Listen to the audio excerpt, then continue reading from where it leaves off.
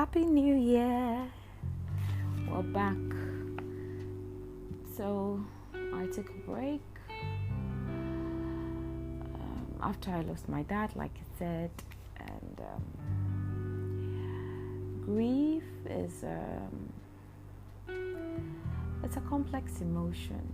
There are days you do well, there are days you do not do well, and with me actually dealing with all the emotions for the past few years till date, everything is complex. But how have you been? I missed doing research for the podcast, getting new episodes ready and just sharing it with you, and I'm glad to be back. Think I'll take things slow, but we're going to start with a bang. We're going to be talking about sex aversion. So let's start the new year with a bang, So this is season 2 and this is episode 1. If this is the first time you're listening to me, my name is Amma MFA. Some call me Mommy Tinkerbell, and this is Conversations with Amma. Now, let's start with a scenario. You care about them, you love them, you are drained, you're tired, you're overwhelmed, you're breaking, and you've spoken about the abuse, but you've been gaslighted so many times, and your body just feels the physical pain, your mental health feels all the stress and the pressure, and after all of this, they still want sexual intimacy, but your body is so rigid, unyielding, and so tight. Even if you tried, it was a difficult space to be in. That, my darling, is sexual aversion as a result of the abuse. What abusers don't realize is that sexual intimacy comes from a place of trust, and trust is built by how partners treat each other. I've always subscribed to the theory that trust within relationship is not only limited to infidelity. Trust in your partner, for me, is to be there for them, encourage them, be their friend, partner, cheerleader, their go-to person in every aspect of the relationship. Talk about finance, raising children, holidays, what do you want to do as a family, creating memories, all those things build and cement the trust that you have for each other in a manner that your body is automatically in its safest place when you're naked with each other. So if you're not naked with each other in every other aspect of your relationship, sexual intimacy will suffer because the nakedness will be limited. That's my personal view about intimacy, sexual intimacy within the context of a relationship. So that's what I think. And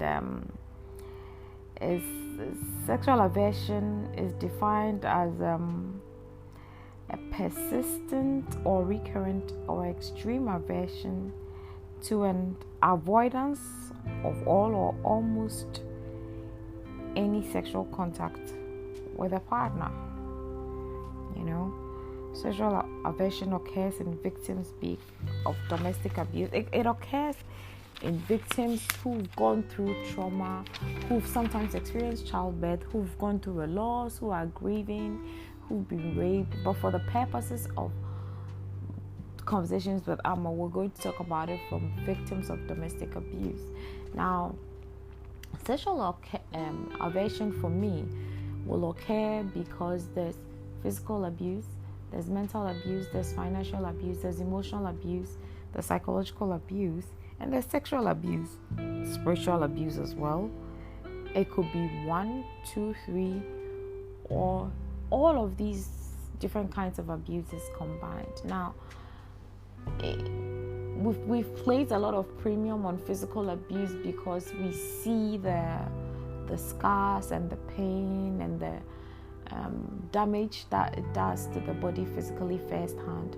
But all of these other forms of abuse are equally damaging, or even worse for me, because it's a difficult space or place to explain, because it's not everyone who understands it, who gets it, and who can feel the pain or empathize. So then it's as though there's no safe place to discuss these kind of things. So for this context, for this purpose, we're going to talk about sexual aversion in abuse. So what it does is that it breaks you and leaves you with all kinds of emotions. So when your abuser approaches you for sexual intimacy, the trauma kicks in and your body is just frigid, and that's why a lot of abusers tend to accuse their spouses of infidelity, because they realize that there's a missing piece. I mean, you can't be having a relationship with a person who is so tight, but they could be trying all their best, but their body is just responding to the trauma and the fear. It's a trigger. It's involuntary. Now, within domestic abuse as well, there's always a case of sexual abuse. Sexual abuse is not only just rape when it comes to the marital context. It also has to deal with control by a partner forcing or coercing intimacy with their spouse after they've abused them mentally, physically, emotionally, financially, verbally, to assert a certain form of control, because then intimacy for them makes it everything okay. So in that regard, they will say, oh, but we were intimate after, everything was okay, why are you holding on to the grudge? But they know fully well that they crossed the line and they're using this as a means of control, right? So when the trauma kicks in, it comes with a lot of anguish, and it's painful.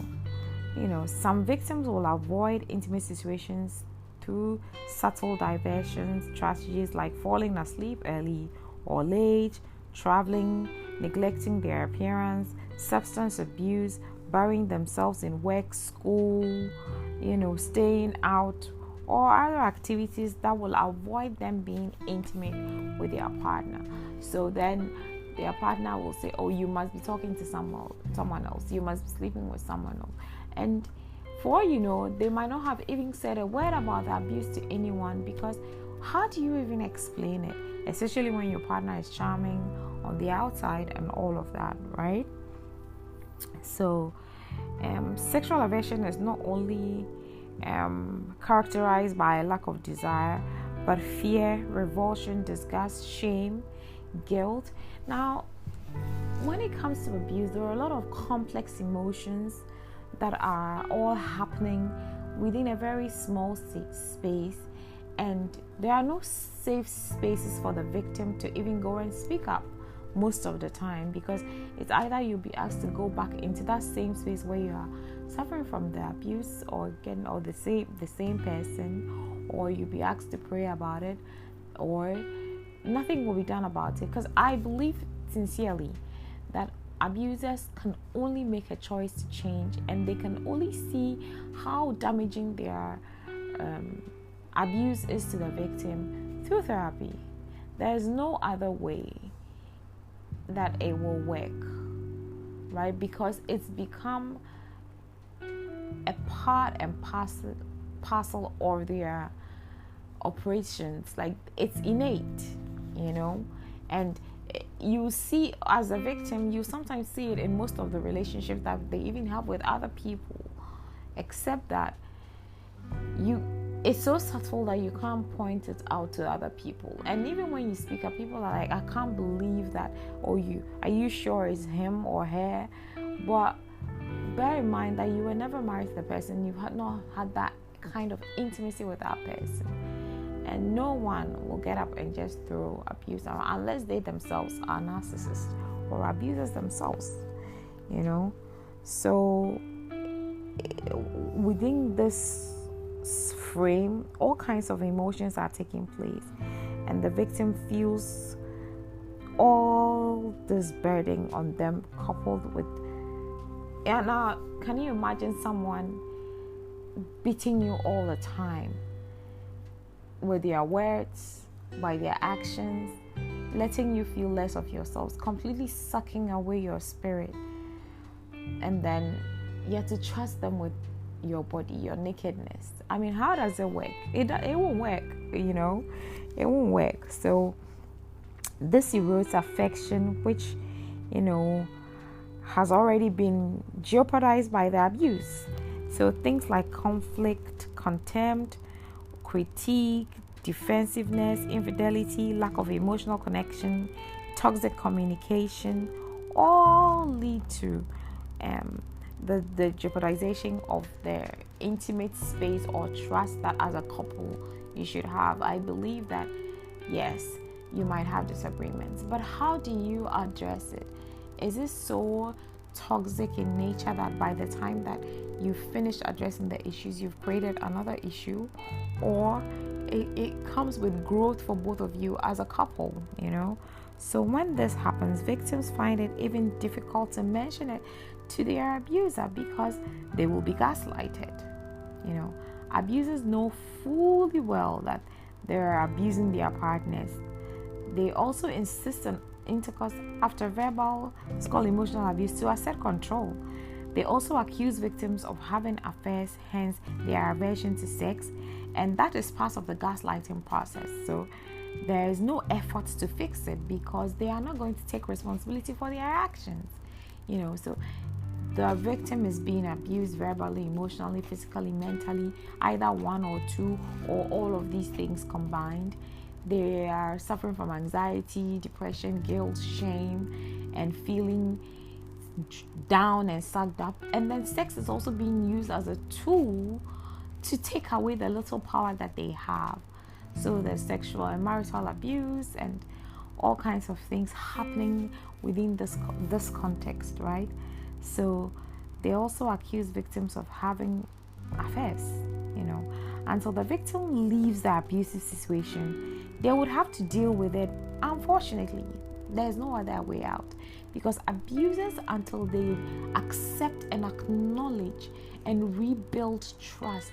Now, it's funny how abusers will accuse victims of everything under the sun and why they done something to them, and still ask for them to come into that space, whilst the victim is saying, I don't want to be in this space because it's too stressful for me or it's too traumatizing for me. But abusers are insisting, oh, come back, I'm going to be better. But the victim has heard that promise before and has decided that, no, I need my peace of mind, my mental health to be straight. I need to start looking out for myself. And isn't it amazing that when abusers from any form of, you know, situation stand up for themselves, they are the ones that are being asked to go back into that situation? It's like a fish out of water. You know, somebody is drowning with water all in their nose and you're telling them, oh, go back into the water, go back into the water. It doesn't make any sense, you know. And so that's what it is, you know. Yeah. Abusers will not admit the abuse and that they need help. If an abuser will not go into therapy, will not acknowledge that they've broken you into a shell of yourself and you need time to heal and to get back to a place of trust, and they will not do anything, and they are doing, oh, you're not getting in touch with me, I'll not get in touch with you, and tit for tat, and you know, they are doing the silent treatment, you know definitely that they are still the narcissistic or abusive person, that they are not going to make any changes. It will hurt, it will make you realize that you were holding on to a mirage, but it will also help you to grow. Now, if you cannot accept that there's something wrong, you cannot fix it. If you cannot accept what you've been through, you cannot heal from it. It's as simple as that. So all these things will lead to sexual aversion. And even after your relationship with the abuser, if it is not fixed, intimacy with other people will be difficult for you, because then you are learning. If you don't learn to trust again, you will not be able to heal from it, and it will come with a lot of anxiety. So yeah, sex aversion can also occur after childbirth. Yeah, I mentioned it in other traumatic, so the dynamics are a lot. Now, sexual abuse within an already draining situation just makes it worse. And like I said, until the abuser actually decides that, you know what, I'm stepping back, I'm going to therapy, I'm going to make an effort, I'm going to actually show that I have changed. Saying that I have changed is not, your actions will speak louder for you. So until you're able to show the victim that, you know what, this is me, learn to trust me again, and to be consistent in your actions, you cannot expect to fix the sexual aversion, because the sexual aversion that is happening within the domestic violence or domestic abuse situation is as a result of the actions which have been consistently perpetrated on the victim, to make them feel the way they feel, and to make them decide that, or to make them to get triggered and to become frigid, because they cannot trust you with anything else, including their body. It's as simple as that, So until your actions become consistent and show that you're actually making changes, don't expect anything else. I don't know if anyone else has, I don't know how else to explain it. There's anxiety, there's fear, there's your skin crawls, there's disgust. You just feel used, and your spirit sinks within itself, because you're fully aware of the fact that it is painful and draining, and is being used as a tool to control you at this point. So how do you do so happily, So that's just what it is. It's just a fear of sex and guilt and shame and pain. And I know that some of y'all have experienced it. It's difficult, it's hard, and being in this space, I realize that a lot of people don't have spaces where they are heard. Even therapists who haven't really been through domestic abuse don't know where victims are coming from. They sometimes don't understand where victims are coming from. Now, you find that there's a common thread of empathy in victims of sometimes sexual rape, or financial abuse or verbal abuse, because the pain, the grief, the trauma is similar, And so when someone is speaking up about domestic abuse or rape or financial abuse or spiritual abuse, the stories and the circumstances might be different, but the emotions are similar or same, because they evoke all that pain and grief and trauma. And so I want you to know that this is a safe space for you. We're holding up room for you to speak to us at any time. If you're going through anything, you need someone to just listen and put down that load, and to let you know that you are not crazy. We're here. Send us a voice note, send us an email, text us, whatever. Just get in touch and let's talk. It's a new year, 2021. I'm still full of hope, and I believe that God has got us. We will take one day at a time, and we will grow, we will increase, we will thrive. For me, my word this year, my theme is intentionality. I'm going to try and be intentional. And so I just want to say thank you for listening. Thank you for sharing my podcast with other people. Thank you for pressing play every single time. Thank you for sending me feedback. Thank you for encouraging me. Thank you for just being there for me. I appreciate you. I love you.